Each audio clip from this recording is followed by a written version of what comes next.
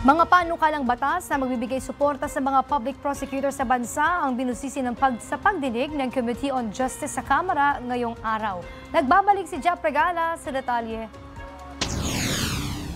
Sa pagdinig ng komiteng pinamumunuan ni Committee on Justice Chairperson Jervy Luistro, muling tinalakay ang mga panukalang batas na may malaking impact sa mga piskal sa bansa.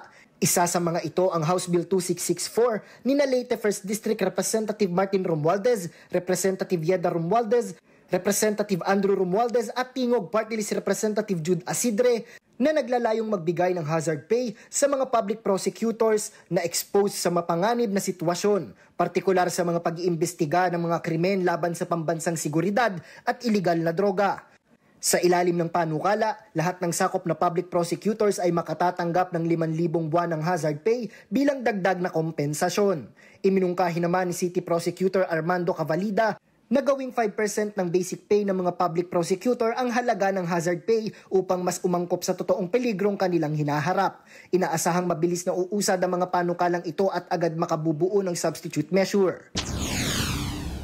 All the bills in this 20th Congress are substantially similar to House Bill number 11545, the one which reached the third and the final reading during the 19th Congress.